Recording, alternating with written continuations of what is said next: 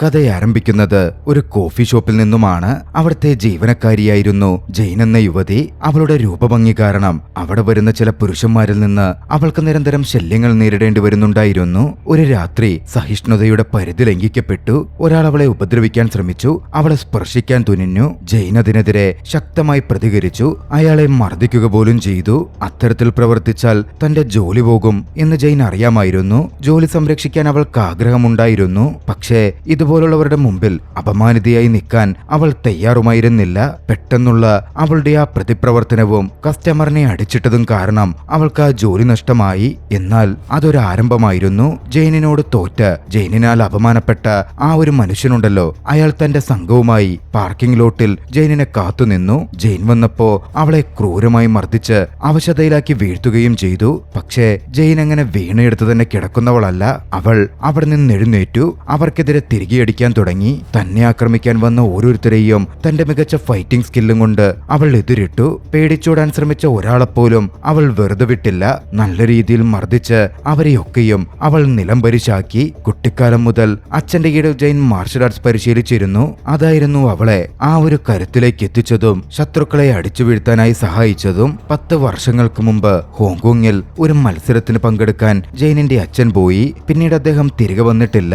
അച്ഛന്റെ ആ തിരോധാനം ജെയിനിന്റെ മനസ്സിൽ വലിയൊരു നൊമ്പരമായി ഇന്നും അവശേഷിക്കുന്നുണ്ട്. തുടർച്ചയായി ജീവിതം കെട്ടിപ്പടുക്കാനും മുന്നോട്ടു പോകാനും അവൾ ശ്രമിച്ചിരുന്നു. പക്ഷേ ജീവിതാനുഭവങ്ങൾ അവളെ ഇപ്പോ പരുവപ്പെടുത്തി കഴിഞ്ഞു. തന്റെ അച്ഛൻ എന്ത് സംഭവിച്ചു എന്ന സത്യം കണ്ടെത്തണം അവൾ തീരുമാനിച്ചു.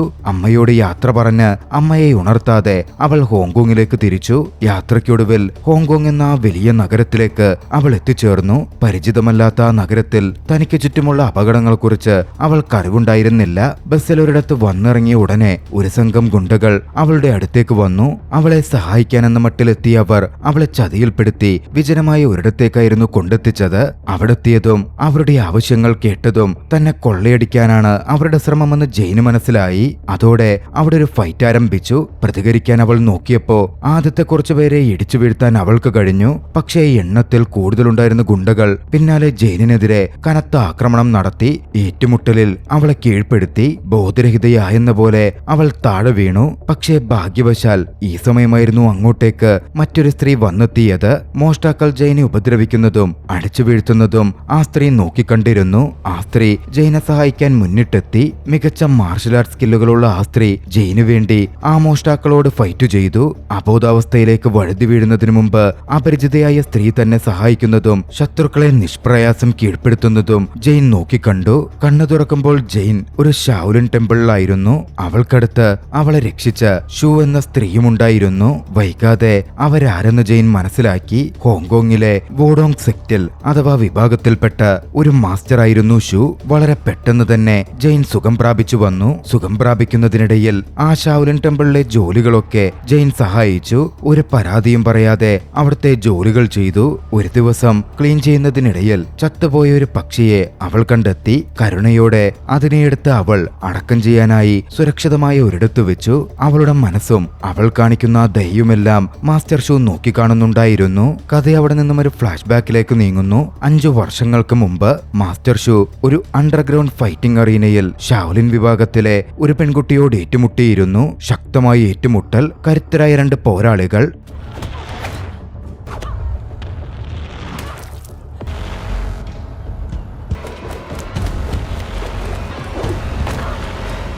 പോരാട്ടം ഒടുവിൽ സമനിലയിൽ കലാശിച്ചു. വിജയിയെ തീരുമാനിക്കാൻ കഴിയാതെ വന്നപ്പോ അടുത്ത മത്സരത്തിൽ അവരിരുവരും തങ്ങളുടെ ശിഷ്യന്മാരെ പങ്കെടുപ്പിച്ച് കരുത്ത് തെളിയിക്കണം എന്ന് മത്സരം നടത്തിയവർ ഉത്തരവിട്ടു.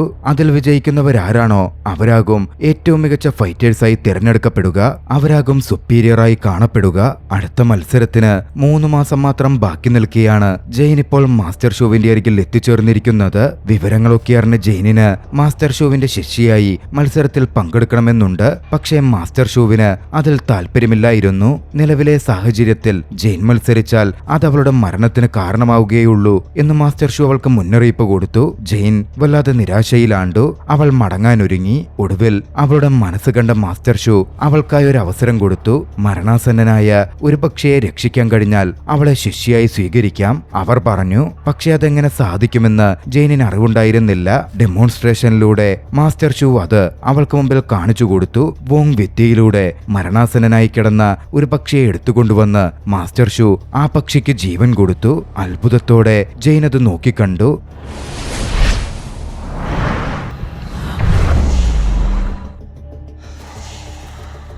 പക്ഷെ അതൊരു മായക്കാഴ്ചയായിരുന്നു എന്നവൾക്ക് മനസ്സിലായതേയില്ല. എന്തായാലും അന്നു മുതൽ തന്റെ ഔദ്യോഗിക ശിഷ്യയായി മാസ്റ്റർ ഷു അവളെ സ്വീകരിച്ചു. അവൾക്ക് ട്രെയിനിങ് കൊടുക്കാനും ആരംഭിച്ചു. ഓരോ ദിവസവും അതിരാവിലെ എഴുന്നേറ്റ് കഠിനമായ വ്യായാമങ്ങൾ ചെയ്യണം. ദിവസങ്ങൾ മുമ്പോട്ടേക്ക് പോയി. വ്യായാമങ്ങൾ അവളെ വല്ലാതെ തളർത്തി. പക്ഷേ അവൾ പിന്മാറിയില്ല.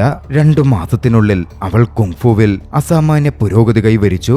മറുവശത്ത് ഷാവലിൻ വിദ്യാലയത്തിലാകട്ടെ ലിങ് എന്നു പേരുള്ള അഹങ്കാരിയായ ഒരു പെൺകുട്ടി എത്തിച്ചേർന്നിരുന്നു. 10ഓളം പോരാളികളെ അവൾ വെല്ലുവിളിച്ചു. ശക്തമായി ഏറ്റുമുട്ടൽ നടന്നു. ഒറ്റയ്ക്ക് നിന്ന് അവൾ അവരെ എല്ലാവരെയും തോൽപ്പിച്ചു. ലിങ്ങിന്റെ അത്രമേലുള്ള കരുത്ത് തിരിച്ചറിഞ്ഞ ആ ഷാവലിൻ അധികൃതർ അടുത്ത ഫൈറ്റിൽ മത്സരിക്കാൻ അവളെ തങ്ങളുടെ പ്രതിനിധിയായി തിരഞ്ഞെടുത്തു. 5 വർഷത്തിലൊരിക്കൽ മാത്രം നടക്കുന്ന ആ അന്താരാഷ്ട്ര അണ്ടർഗ്രൗണ്ട് ടൂർണമെന്റ് ഒടുവിൽ ആരംഭിക്കുകയായിരുന്നു.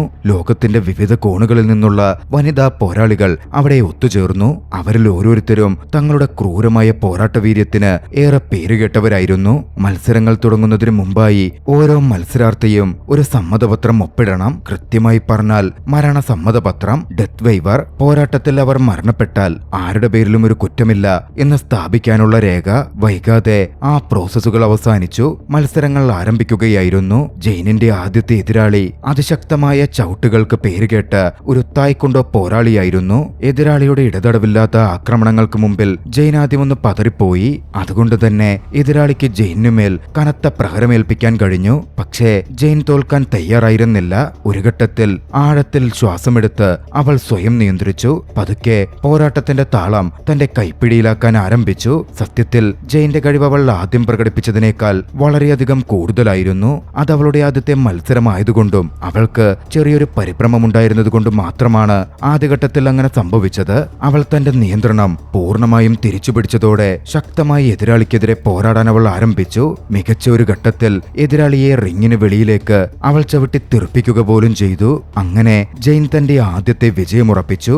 അവിടെ നടന്ന അടുത്ത ഏറ്റുമുട്ടലാകട്ടെ ശക്തമായ പേശിബലമുള്ള ആണിന്റെ ശരീരപ്രകൃതിയുള്ള ഒരു വനിതാ പോരാളിയുടേതായിരുന്നു. സാധാരണ പുരുഷന്മാരെക്കാൾ ഏറെ കരുത്തുള്ള ഒരു ശരീരമായിരുന്നു അവളുടേത്. പക്ഷെ അവളുടെ എതിരാളിയായി വന്നതോ വളരെ ശാന്തയായി സൗമ്യയായി തോന്നിക്കുന്ന ഒരു പെൺകുട്ടി.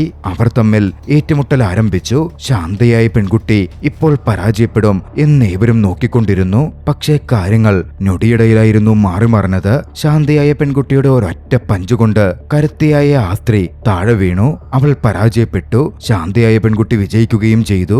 മത്സരങ്ങൾ ഒന്നിനു പിറകെ മറ്റൊന്നായി അവിടെ തുടർന്നുകൊണ്ടിരുന്നു. ഓരോ മത്സരങ്ങൾ കഴിയുന്തോറും പോരാളികൾ തങ്ങളുടെ തനതായ കരുത്ത് പ്രകടിപ്പിച്ചു. അങ്ങനെ ഒടുവിൽ ഓങ് എന്നു പേരുള്ള ഒരു ഫൈറ്റർ ഇറങ്ങി. ഏറെ ക്രൂരയായ ഒരു പോരാളിയായിരുന്നു അവൾ. ആ വേദിയിലാകെ അവളുടെ ഫൈറ്റിൽ വല്ലാത്തൊരു പിരിമുറുക്കമുണ്ടായിരുന്നു. ജെയിനും അത് അനുഭവിച്ചു. എതിരാളികൾ വീണാൽ പോലും ഓങ് തന്റെ ഫൈറ്റ് അവസാനിപ്പിക്കുമായിരുന്നില്ല. അവർക്ക് ശക്തമായി പരിക്കേൽക്കുന്നതുവരെ അവൾ അവരെ വീണ്ടും ആക്രമിക്കും. അന്നും അത് നടന്നു. വീണ ഫൈറ്റർക്ക് ഗുരുതരമായി പരിക്കേൽക്കുന്നതുവരെ അവൾ അവരെ ചവിട്ടി. ആ ദിവസത്തെ അവസാനത്തെ മത്സരം ഷാവലിൻ സെക്റ്റിൽ നിന്നുള്ള ലിങ്ങും ഇസ്രായേലിൽ നിന്നുള്ള മറ്റൊരു പോരാളിയും തമ്മിലായിരുന്നു. തന്റെ നൂതനമായ വിദ്യകളും ആധിപത്യമുറപ്പിക്കുന്ന സാന്നിധ്യവും കൊണ്ട് ലിങ് തന്റെ എതിരാളിക്കെതിരെ പോരടിച്ചു. നിഷ്പ്രയാസം എതിരാളി അവൾ റിങ്ങിന് പുറത്തെറിഞ്ഞു. അതോടെ ടൂർണമെന്റിന്റെ ആദ്യ റൗണ്ട് അവസാനിച്ചു. വിജയികൾക്ക് ഇടയ്ക്ക് വിശ്രമിക്കാൻ സമയം അനുവദിച്ചിരുന്നു. ജെയിൻ പക്ഷേ വെറുതെ ഇരുന്നില്ല. മുമ്പ് തന്റെ പേഴ്സ് മോഷ്ടിച്ച ഗുണ്ടകളെ തിരഞ്ഞ് അവൾ അവിടെ നിന്ന് പുറപ്പെട്ടു. ഒടുവിൽ അവൾ അവരെ കണ്ടെത്തി. താൻ പഠിച്ച വിദ്യകളൊക്കെ ഉപയോഗിച്ച് അവൾ അവരെ ഓരോരുത്തരെയായി കീഴ്പ്പെടുത്തി.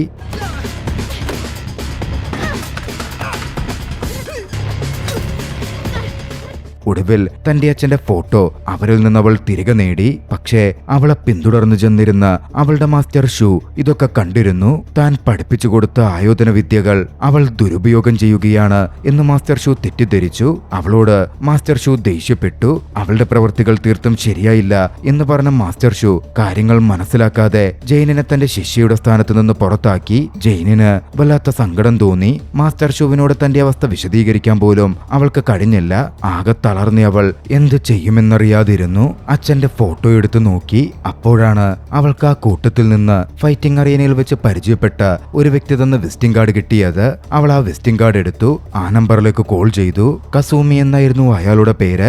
ആളൊരു ടൂർണമെന്റ് ഒഫീഷ്യലാണ്. കസൂമിക്ക് അടുത്തേക്ക് ജെയിൻ എത്തിച്ചേർന്നു. കസൂമിയുമായി അണ്ടർഗ്രൗണ്ട് ഫൈറ്റിംഗിന്റെ കാര്യവും നടന്ന കാര്യങ്ങളുമൊക്കെ ജെയിൻ ഡിസ്കസ് ചെയ്തു. കൂട്ടത്തിൽ അവൾ തന്റെ അച്ഛന്റെ ഫോട്ടോ കസൂമിയെ കാണിച്ചു. ഇദ്ദേഹത്തെ അറിയാമോ എന്ന് ചോദിച്ചു.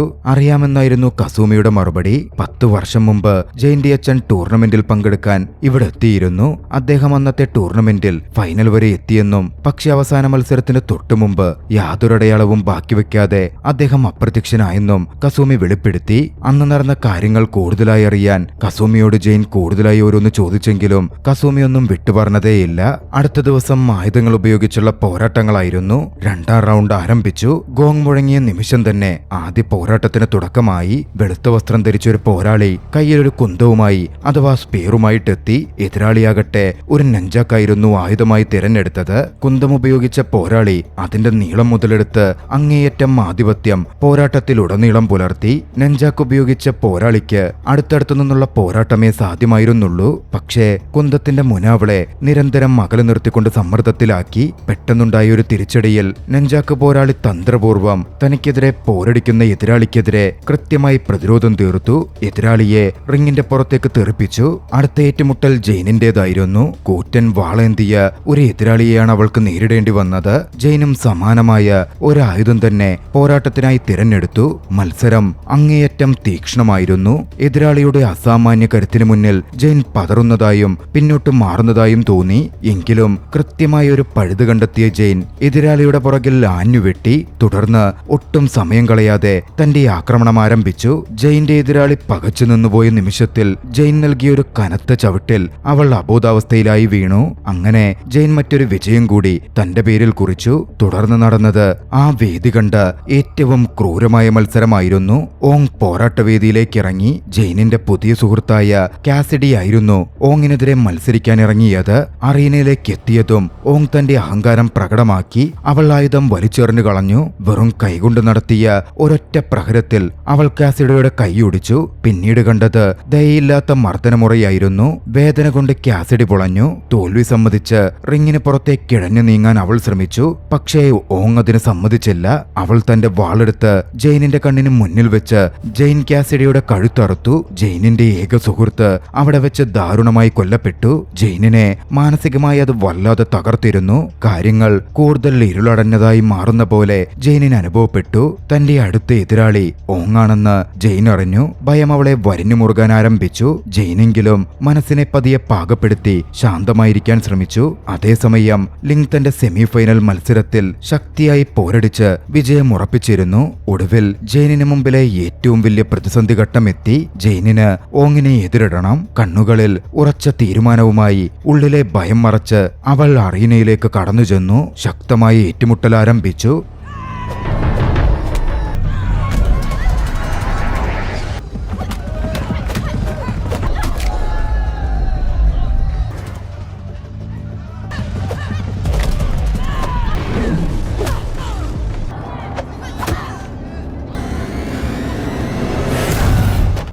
പക്ഷേ എല്ലാ കണക്കുകൂട്ടലുകളും തെറ്റിച്ചുകൊണ്ട് ഓങ്ങിനെ പൂർണ്ണമായും നിസ്സഹായിയാക്കുന്നതുവരെ അവൾ നിരന്തരം അവൾക്കുമേൽ പ്രഹരങ്ങൾ ഏൽപ്പിച്ചു. ഒടുവിൽ ക്രൂരിയായ അവളുടെ ആ എതിരാളി, ആ പോരാളി ജെയിനിന് മുന്നിൽ മുട്ടുകുത്തി. വിജയിച്ച് ഫൈനലിലേക്ക് എത്തിയതും ജെയിനിന് വല്ലാത്തൊരു ആശ്വാസവും സന്തോഷവും തോന്നിയിരുന്നു. വിശ്രമമുറിയിലെത്തി അവൾ കുറച്ചുനേരം വിശ്രമിക്കാനായി കിടന്നു.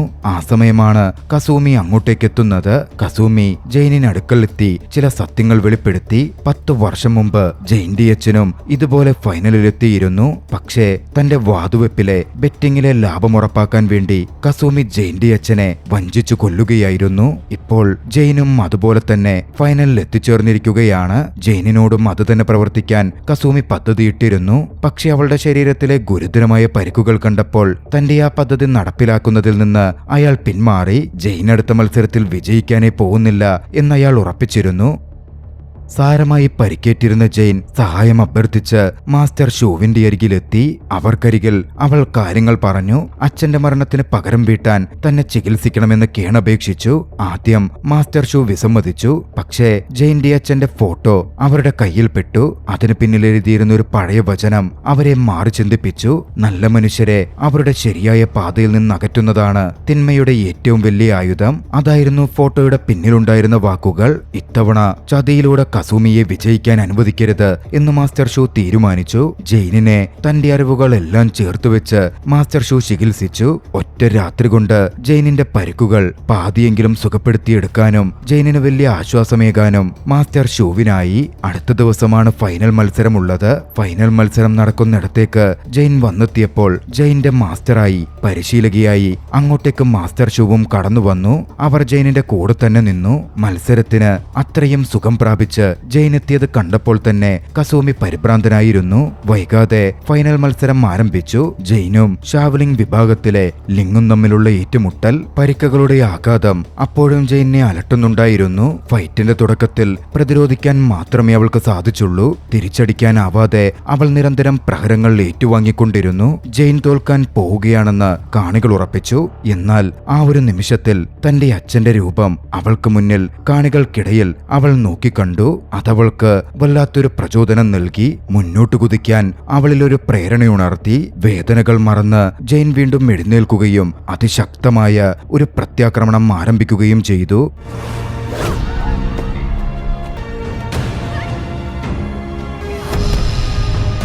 ഒടുവിൽ ഒരു ശക്തമായ കിക്കിലൂടെ ലിങ്ങിനെ ജലാശയത്തിലേക്ക് തെറിപ്പിച്ചുകൊണ്ട് ജെയിൻ ചാമ്പ്യനായി മാറി. ജെയിൻ വിജയിച്ചതോടെ ബെറ്റൽ കസൂമി പരാജയപ്പെട്ടിരുന്നു. കസൂമി പതി അവിടെ നിന്ന് രക്ഷപ്പെടാൻ ശ്രമിച്ചു. എങ്കിലും അയാൾ പിടികൂടപ്പെട്ടു. കസൂമിയുടെ വഞ്ചനകളുടെ കഥകൾ അവിടെ വെച്ച് തന്നെ പുറത്തു വന്നിരുന്നു. മാസ്റ്റർ ഷൂവിന്റെ കുടുംബാംഗത്തിന്റെ മരണത്തിലുള്ള പങ്കടക്കം അയാളുടെ എല്ലാ കുറ്റകൃത്യങ്ങളും അവിടെ വെളിവാക്കപ്പെട്ടു. കസൂമിയെ കൊല്ലുന്നതുകൊണ്ട് നഷ്ടപ്പെട്ടതൊന്നും തിരികെ ലഭിക്കില്ല എന്ന് തിരിച്ചറിഞ്ഞ ജെയിൻ അയാളെ നിയമത്തിന് വിട്ടുകൊടുത്തു. സത്യങ്ങൾ പുറത്തു വന്നതോടെ വോഡോങ് ഷാവലിംഗ് വിഭാഗങ്ങൾ തമ്മിലുള്ള വർഷങ്ങൾ നീണ്ട ശത്രുതയ്ക്കും വിരാമമായി. അവർ തമ്മിലുള്ള ശത്രുതയ്ക്കാക്കം കൂട്ടിയതും ഇതേ കസൂമി തന്നെയായിരുന്നു. ആ രണ്ട് വിഭാഗങ്ങളും കൈകോർക്കുകയും പുതിയ ശിഷ്യന്മാരെ ഒരുമിച്ച് പരിശീലിപ്പിക്കാൻ തുടങ്ങുകയും ചെയ്തു. പ്രതീക്ഷാ നിർഭരവും ശുഭകരവുമായ ഒരു അന്ത്യത്തോടെ കഥ അവസാനിക്കുന്നു. രസകരമായ ഈ ഒരു ആക്ഷൻ ചലച്ചിത്രം നിങ്ങൾക്കിഷ്ടമായെങ്കിൽ വീഡിയോ ലൈക്ക് ചെയ്യുക. അഭിപ്രായങ്ങളും നിർദ്ദേശങ്ങളും കമന്റുകളിൽ രേഖപ്പെടുത്തുക. കഴിയുമെങ്കിൽ ചാനൽ സബ്സ്ക്രൈബ് ചെയ്തും കൂട്ടുകാർക്ക് ഷെയർ ചെയ്തു കൊടുത്തും ഞങ്ങളെ സപ്പോർട്ട് ചെയ്യുക. അടുത്ത എപ്പിസോഡിൽ മറ്റൊരു മികച്ച ചലച്ചിത്രവുമായി നമുക്ക് കണ്ടുമുട്ടാം. അതുവരെ ബൈ.